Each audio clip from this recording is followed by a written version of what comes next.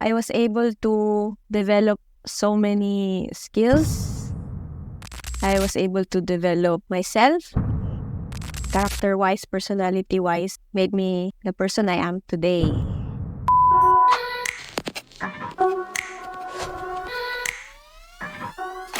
Magandang araw sa inyong lahat. Lahat tayo may istorya, lahat tayo may kwento, at lahat tayo may istoryang pwedeng ikwento. Ako po, si Audra, ang inyong kakwentuhan dito sa One Studio. Ngayong araw na to, pagkukwentuhan natin ang buhay dito sa Australia bilang isang nurse. Kaya kung ikaw nanonood at naisip mo o gusto mong magtrabaho o mag-aral dito, pakinggan mo ang aming kwentuhan. At para pag-usapan ang buhay dito sa Australia bilang nurse, excited ako sa ating guest. Actually, matagal ko na siyang kilala. Isang napakasipag na nurse. Palakpakan po natin si Jack. Jack, kamusta? Thank you for coming ha. Alam ko busy ka na. Bigyan mo naman kami ng backstory ng buhay mo. Sino ba si Jack? Saan ba siya galing? Kaya na siya nagpunta dito? Una, thank you, Kuya, for having me here. I am very honored to be a guest sa inyong One Studio. And guys, nakita ko ang success ni Kuya at Ate Eds sa Australia. And they are my inspiration, one of my inspiration dito. And I look up to them as a couple. So I'm very honored to be invited here. My name is Jack. I've known Kuya since 2015, I think. So 2015. I'm a nurse here by profession. Filinyerang artista minsan. Pero dumating ka, saan ka sa Philippines? O sa Philippines ka baga? From Davao City. Born and raised. I'm fourth child from 5 siblings. And I came here to Australia back in 2013 as a student. Student visa. Student visa, yeah. Nag-aral ako ng diploma of community services work for 2 years. I used it as entry to do the bridging program. At that time, that was my pathway to become a nurse in Australia. Sa Philippines, nurse ka na? Opo, nurse na Philippines in one of the tertiary hospitals in Davao. I worked there for 2.5 years sa ICU and sa ward. Yeah. Tapos 2013, nagpunta ka dito as student. Tapos nabanggit mo yung bridging course. Yes, yeah. Explain mo ng sandali lang o konti lang yung bridging course para sa nursing to, di ba? Yeah. So yung bridging course, it was a program available then during my time na they will be able to acknowledge yung registration namin sa Philippines as nurses here as long as we do a 3-month course to introduce us to the healthcare system of Australia. At that time, it was very expensive. Siguro 15,000 Australian dollars for 3 months. Intensive program siya, saba ka agad sa gera, in other words. O sink or swim pala? Yeah, yes. Tapos? Wala na yun ngayon. Ngayon, slowly but surely na yung program meron sila. Kasi we're talking about 2014 na nun. O 2013 ka dumating? 14 or 2015 yata ako. Tagal-tagal na din pala. I'm sure bago na ngayon yung steps. So pagkatapos nung bridging course, nag-apply ka na ng anong susunod? After nung bridging course, nakuha ko agad ang aking license as a nurse. So from student visa, dumiretso na ako sa permanent visa application. Permanent visa agad? PR agad? PR agad. Permanent resident pala. Kasi may point system which still exists now. Yung point system, pasok na agad kasi ako after I got my registration. So after na agad. Wala nang tumpik-tumpik. Wala na. Ready na lahat ng documents ko. Kulang na lang is yung registration. The day I got my registration, lodge agad ako ng PR. Pero after ng bridging course, di ba mag-a-apply ka pa ng nursing registration saan yun? Sa APRA. So after the course, you apply sa APRA. So parang nag-antay lang ako ng 1 month or something.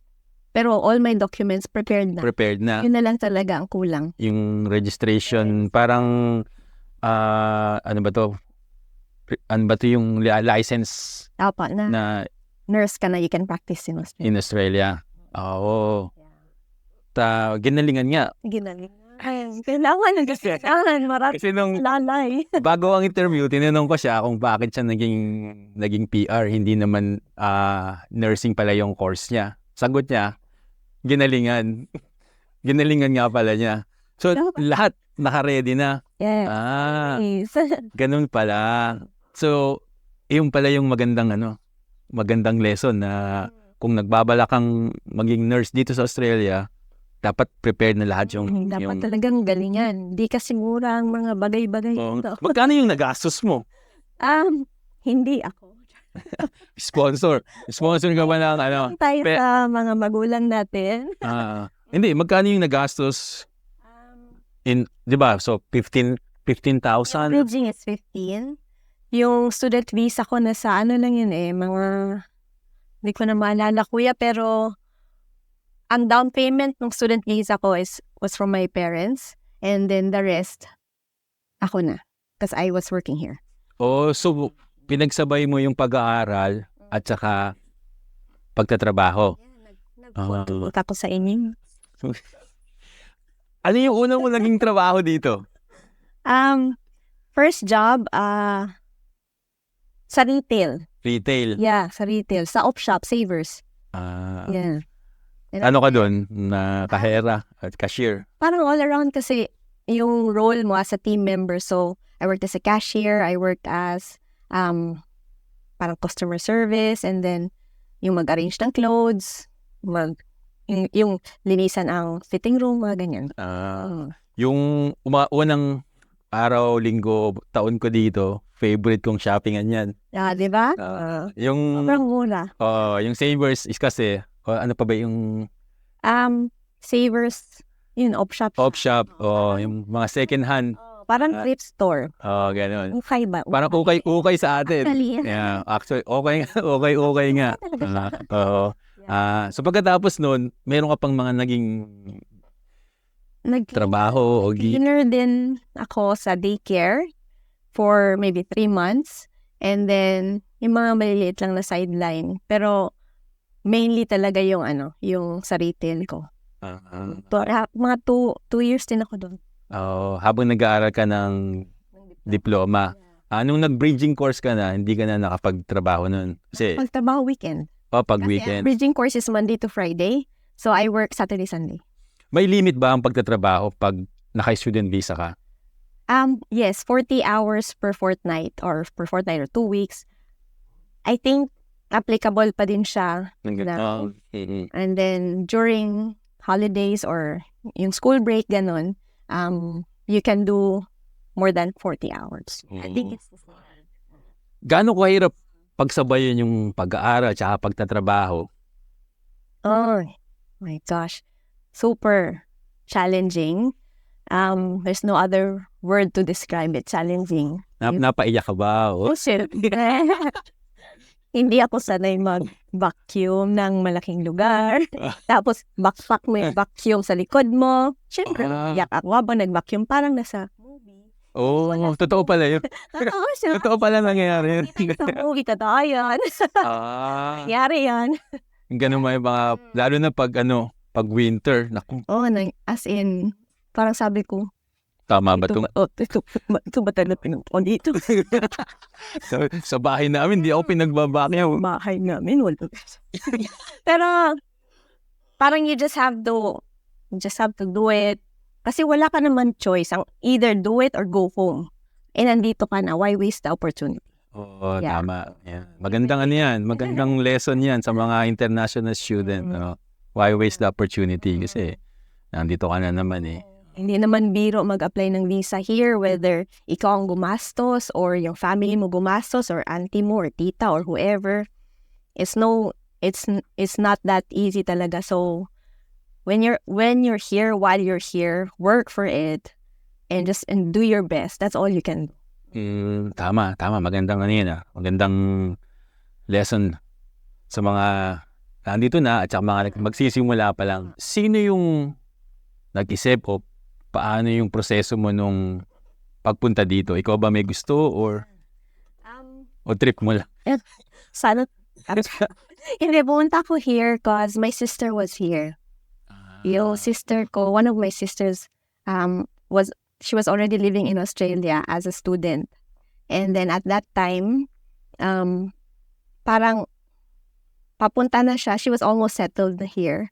So my mom thought na I should follow her since nag-nurse din ako kasi nag-nurse siya. Parang hindi ko naman talaga naisip mag-nurse ever sa buong buhay ko.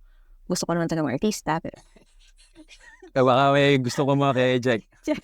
Hindi talaga nangyari yon. So, naging nurse ako and I followed my sister here. And then, yeah, when I arrived here, after a few months, she had to leave because that's when she got sick. Okay. Mamaya natin pag-usapan. Ganun pala. So, sinundan mo si ate dito. So, nung nandito ka na, tapos naging nurse ka na, saan ka nagtatrabaho ngayon? Ngayon, I work in a private hospital.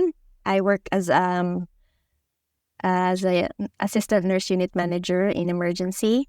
And then, I also work in a clinic. Pero ito na yung trabaho mo after mo nang makagraduate sa bridging course or? Yung work ko sa emergency, I've been there in that hospital for 8 years. And parang I've always been there, pero parang one foot in that hospital and my other foot exploring. So nag-ICU ako, nag-work ako sa public hospital, and tapos ngayon sa clinic. So may iba-iba palang avenue ang nurse. Ano ba tawag doon? Specialist, specialist. So ICU, tapos emergency. Emergency sa public. Nasubukan ko din. And then, now, medyo tumatanda na gusto ko lang yung nakaupo. Nakaupo na. Kaya nasa clinic na tayo ngayon. Ganun pala pag sinabing sa clinic. Medyo chill-chill lang ng konti. Yeah. Mahirap ba or maganda ba ang buhay ng isang nurse dito sa Australia? For me, maganda ang buhay ng nurse here. Sa like, yung mga ibang, like, yung iba, they think na yung nurse is not well paid here. Pero syempre, there's always that comparison for me na yung sweldo ng nurse sa Pilipinas. Sa Pilipinas. Pag-usapan natin maisiyan. Kaya, for me, parang I cannot complain. Kasi, okay, well paid naman ang nurses for me here. Minsan lang siguro may mga, syempre, maliliit na issue. Kahit anong kahit anong job, pa meron ka or something, meron naman talagang mga maliliit na hindi mo feel o hindi mo gusto o gusto mo i-reklamo sa mundo. Pero, for me, okay ang nurse. Kumpara sa Pilipinas, nurse sa Pilipinas versus nurse sa Australia. Ang nurse sa Pilipinas, ang nurse sa Pilipinas, they think na, for woman ka sila. Lahat gagawin. Yeah, sa dami ng patients mo, like, ewan ko, I think sa public in the Philippines, you will look after maybe 20 plus na patients. Here, merong maayos na pag-usapan yung ratio, ganyan-ganyan. Minsan hindi nasusunod, pero hindi pa rin ganun kadami. Hindi ganun kalala sa Pilipinas. So, kung i-compare, parang hindi siya may compare. Kasi, in terms of work, in terms of salary, yeah, work-life balance. Kasi dito may mga options. I think sa Philippines, full-time lang kasi ang nurse doon wala namang part-time or casual. I think meron sa atin, pero here, kunyari, single mom ka, may certain days ka, pwede mag-work, pwede yun i-accommodate ng workplace mo. Sa Pilipinas, I don't think. Number of hours, kumpara sa Pilipinas and dito, ilang oras ka nag-work sa isang shift? Sa Philippines, ilang oras ba yung shift nila? Dito, sa Pilipinas kasi walang break. Tapos, meron ka pa overtime, hindi din bayad. Dito, bayad naman yung mga yun. Yeah. Kung mag-overtime man. Pero ang shift, ilang oras? 8 hours. 8 hours. Then, sa ICU, 12. Paano yung roster, yung schedule nyo dun? Weekly? Ganun? Yung rostering namin is sa hospital is merong rotation. So I think it depends on which hospital you work in. Some hospitals rotate every 6 weeks ng night shift. Some nurses work permanent night shift. Depende sa situation nila. Like something you talk to your manager about. Kung may mga special circumstances, health problems ka na hindi ka pwede mag-night shift, so day shift ka lang. And then, rotation siya. Morning, afternoon, and night shift. Ano naman yung hindi mo gusto sa pagiging nurse? Ano yung mga challenge? Being a nurse is very challenging. I always tell the students that I work with, kasi may mga student nurses kami na sa hospital, they buddy you up with the student nurses. I always tell them na you won't last in this profession if you do not love what you're doing. It's not enough to like nursing, you have to love nursing. For you to provide quality care, TLC, tender love and care to the patients, na that you can pick up what's wrong with them. Kasi you are taking care of a human. So, hindi siya pwede na like do it for the money. For me, that's what I think. You really have to love what you're doing to be able to do it for a long time. Yeah. Siguro yun yung pagkakaiba ng Pinoy o Pinay na nurse na nagtatrabaho sa ibang bansa. Kasi ginagawa natin yung trabaho natin not because we like it, but you said we love it. Saka we treat them as family. Yes, yeah. Very popular ang Filipino nurses talaga sa patients. Doesn't matter what their background is. They will always have a feedback na, I love Filipino nurses. They always take good care of me. And they're always smiling. Na parang kahit hindi mo na alam ang ginagawa mo, hindi mo naintindihan ano yung instruction, kahit wala, smile ka lang. Smile and push through. Mayroon ka bang mga karanasan o hindi makakalimutang experience sa pagiging nurse? Madami. Nakakatakot ba o masaya? Sige, tunod tayo sa nakakatakot. Yung nakakatakot is kasi since I work in emergency, syempre our patients, they come to us unstable. Hindi namin alam what's wrong with them. That's why they're there. So maraming mga test, maraming mga x-ray, CT scan, etc., etc. Tapos pagdating ng blood test, uy, seryoso to, ganyan. So maraming instances na yung they have a heart attack right in front of you, or they have a cardiac arrest. So tinuruan kami, nag-training kami ng basic life support or advanced life support. So yung mag-CPR agad, ganyan. So dapat mabilis sa mo, sa mga gano'n. Dapat kalma pa din. Kalma pa din. Kasi dapat alam mo yung magagawin mo. Yeah, so those are very memorable for me na like, mga first time lalo na. I up to now, I remember my patient's name, kung yung pasyente ko na namatay, yung pasyente na nabuhay. Yun pala, nabanggit mo yung mga namatay. How was it na meron ka ba yung first experience mo na namatay yung pasyente? Very fresh, hanggang ngayon. Na nasa mind mo pa yun, okay lang. Kaya ko pa rin siyang ikwento, detail by detail, kasi it was very unexpected. Kwento mo ng maigsi, ano yung nangyari? Feel ko lang is nag-reaction siya sa nasa CT scan kasi kami noon. So, ang pasyente ako tsaka yung radiographer lang.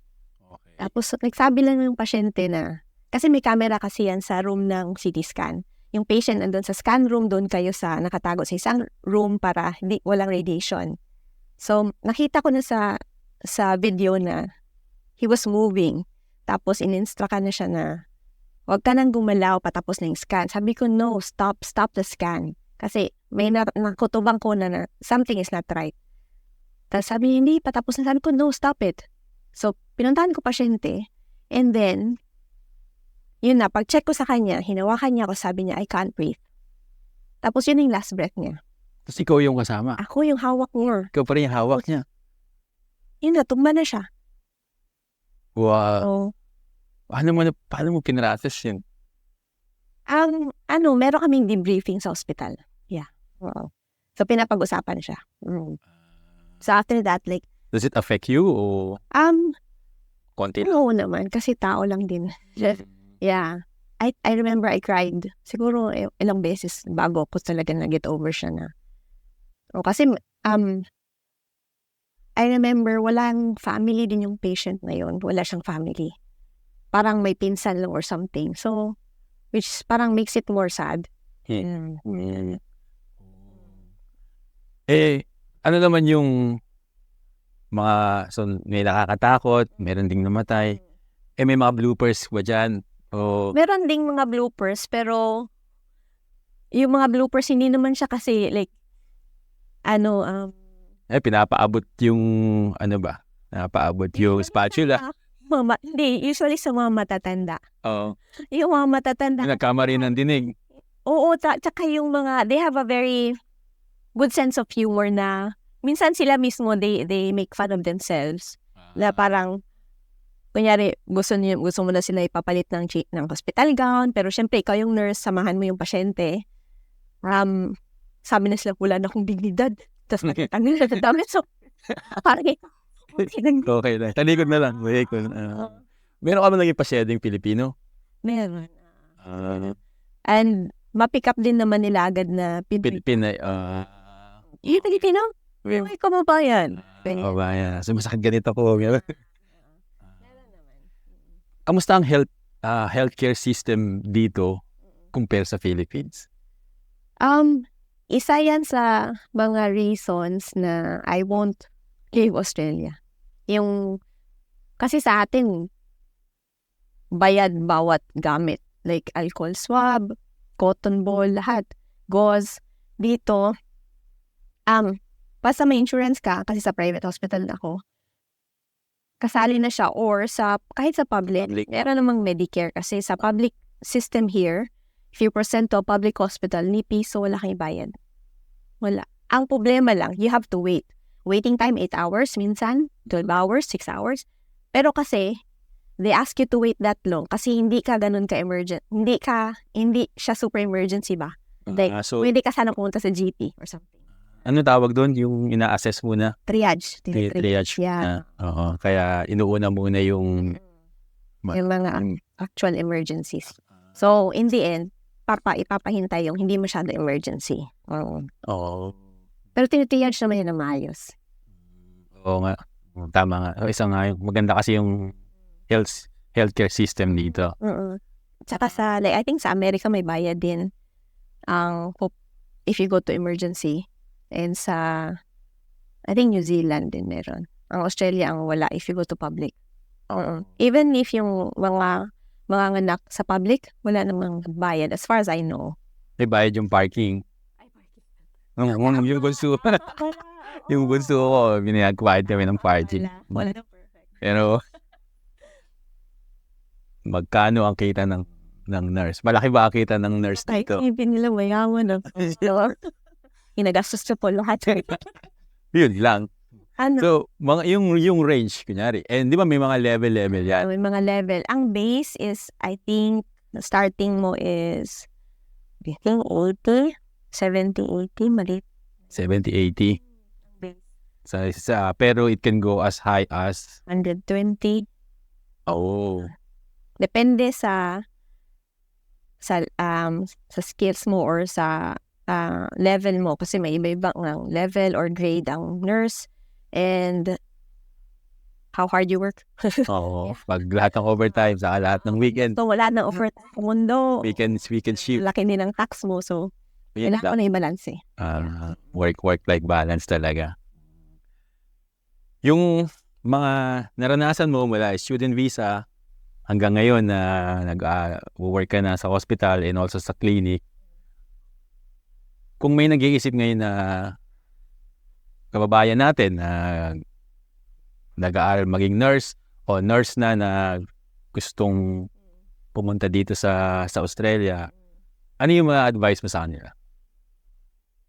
Ang ma-advise ko lang is if you are planning to come to Australia to migrate as a nurse, do it now.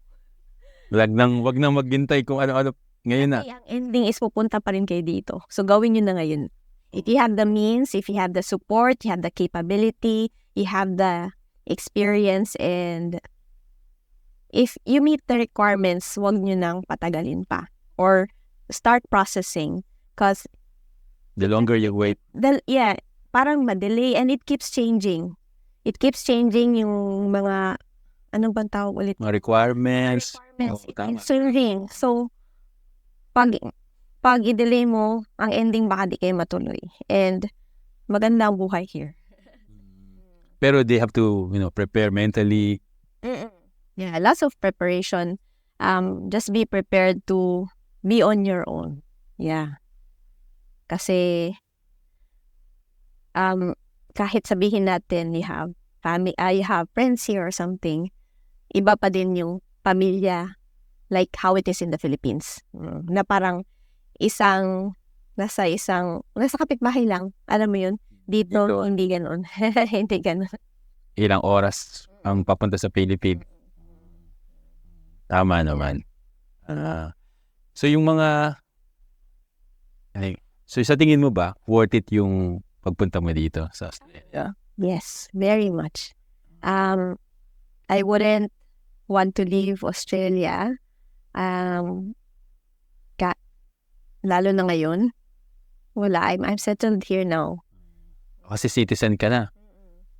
Ginalingan na naman. Kuya, agad. Lagi. Hindi ako nag-apply nun. Ginalagi. Oh, so once na makuha mo yung PR mo, naka-ready na agad para sa citizenship. Yeah. Waste no time. Yung maganda kay Jack. Laging alamin mo and then you prepare and then when it's ready. Yeah. Para large na agad. Parang bukas-bukas. Nauubusin ang bukas. Oo nga. Tama. Ano yung natutunan mo sa sarili mo na kaya mo pala to? Oh, yeah. Kasi may family ka, sister mo wala na dito, di ba? Tapos wala ka ding family dito. Mga friends lang. Ano yung natutunan mo na sa sarili mo? Marunong pala ako magluto. Marunong ka mag-vacuum. Marunong ako mag-vacuum. Na marami. I was able to develop so many skills. I was able to develop myself, character-wise, personality-wise. Made me the person I am today. I feel like strong naman ako dati pa siguro. So, ngayon, Pero stronger. Dahil titibag. dahil sa mga nangyari. Buk sa buhay, wala nang titibag. God is with me. So mas pinatibay ng panahon. Kumpara sa Jack noon. Oo. Madami talaga ako natutunan, kuya. Recently, mga